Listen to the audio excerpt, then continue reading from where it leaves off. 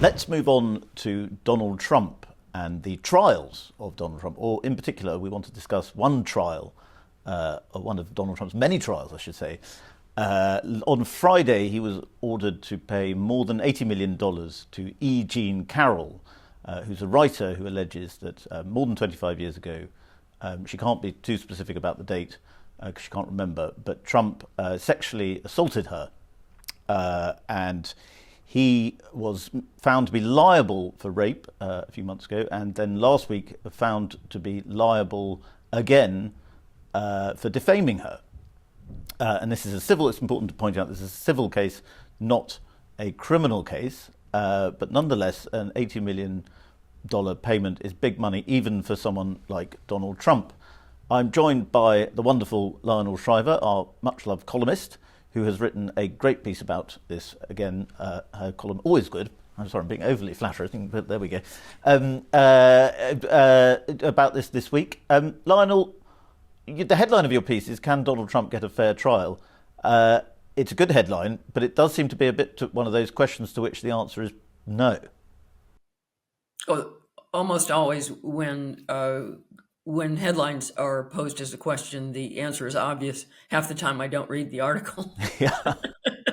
It's like, no, next. Yeah. I mean, the irony is that Americans have always prided themselves on this notion that all are equal before the law. And what we usually mean by that is that people in positions of privilege, who are wealthy, who are influential, are not going to be treated as if they're special. They're not going to get any concessions. They have to meet the same standards as everyone else. And this is one of those odd situations where I think being someone who is influential and is a celebrity, as well as, at this point in the polls, advantage to become president of the United States, this unusual appearance of privilege is actually a disadvantage for Trump, and it means that he can't be tried like just anyone else. And there's no way that anybody in any of these trials, jurors or judges, don't have an opinion about him to begin with. I mean, you're not going to be able to find a jury anywhere that approaches Donald Trump in a state of innocence. Yes. Well, we better be careful here in case we have to pay E. Jean Carroll $80 million. I know, we should. But I think, let's be clear that we don't know, we can't prove or disprove the allegation, and neither can she, because there's no evidence for it beyond her word and the testimony of two of her friends, who their own story got some scrutiny during the trial. But what we can say is that she is a writer of a lot of sort of erotic fantasy. She wrote a book about Hunter S. Thompson, in which she sort of fantasized about being raped by Hunter S. Thompson. She didn't. I think it's confirmed now that she. In fact, I know it's confirmed now that she had the idea to sue Donald Trump for rape. After going to a resistance party, resistance being the sort of anti-Trump movement. She went to a resistance party in New York, and George Conway, the husband of Kellyanne Conway, who is very anti-Trump, suggested it to her. It's not a sort of normal rape story, and it's not even a normal historic rape allegation. It's a very peculiar one. And E. Jean Carroll, I think she's quite amusingly eccentric by the looks of her, but she is. It's not your kind of your classic story, is it? Well, first off, of course, it's too old. She waited a very long time to bring these charges, and we should note that even in civil terms, the statute of limitations had run out, and this case was only possible because, in the wake of Me Too, New York passed a law that made it possible created a one-time window for sexual abuse victims to bring their charges to court in defiance of the statute of limitations having run out. And I question that law. I mean, it's a classic, legislation passed in a state of social hysteria, speaking to the urgency of the immediate moment. And that's a formula for bad legislation. I think that statute of limitations on sexual abuse charges are a good idea because memories fade and evidence becomes non-existent. This is a very good example. There is no material evidence for this ever having occurred, aside from her having confided in a couple of her friends after it occurred. So that's why it would never have stood up in criminal court, where you have to have an overwhelming certainty of guilt, whereas in civil court, it only has to be beyond 50% likely that this person is guilty, which is much looser, and also further makes the size of this award absurd. I think it's worth asking the question as to whether or not E. Jean Carroll would ever have brought this suit if it weren't Donald Trump. I mean, this is another example of he's not being protected because of his position. He's being attacked because of his position. Yes. And so you think the combination of it being Trump and this new New York law, adult survivors law, makes it impossible. But I mean, the adult survivors law could actually be problematic for anyone, really, because it depends on a jury. And in New York, you're quite likely to get a jury that would be full of people who think that believe all women is a reasonable position. I think of all places, Trump or someone like him does not have a chance in New York State. I mean, it's chock full of Democrats. Yes, and it's run by an attorney general who has pretty much come to power on a pledge to get Donald Trump.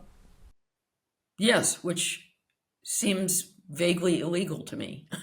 I don't know how that's possible, that you can then you can run on a platform of going after a particular citizen in the judicial system. And this is part of a larger picture, because of course there are those 4 other trials and the 91 charges that we keep hearing about. And it smells bad. I agree with what has become a mainstream view on the right of center, that this is not the way. Even if you want to, this is not the way to take down Donald Trump. He should be defeated. He should be defeated in the ballot box and not in the courts. And I think because Democrats are not liking the look of the polls, they're getting more and more motivated to go after Trump in the courts, including by taking him off the ballot altogether, for example, in Colorado and Maine. And I just think this whole approach is wrongheaded. It looks genuinely anti-democratic from people who never shut up about democracy. Yes. And not only is it failing to stop Trump, it could actually help him win. Of course. Yeah. And it feeds all the paranoia on the right that the Democrats are out to get Trump by any means possible. And I think they're right. Yeah. Could you give us a little bit of an insight, as an American who knows Britain very well, on the different ways in which Americans and Brits think about the law? Because it's often seemed to me that Americans accept at some level that their legal system is more politicized, because it is. And then it means that when Brits look at legal American stories, we assume that the law has a sort of integrity that perhaps Americans don't give it. Is that a fair thing to say? Maybe, but I think that there's a politicized element in the UK also, especially now that you have a Supreme Court.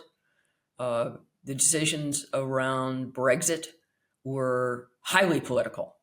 And maybe that was new to a lot of Britons, that the courts have their own opinions. I think to completely trust any justice system as unpolitical is naive, because it's run by people, and people have opinions, and they have certain outcomes that they prefer going in.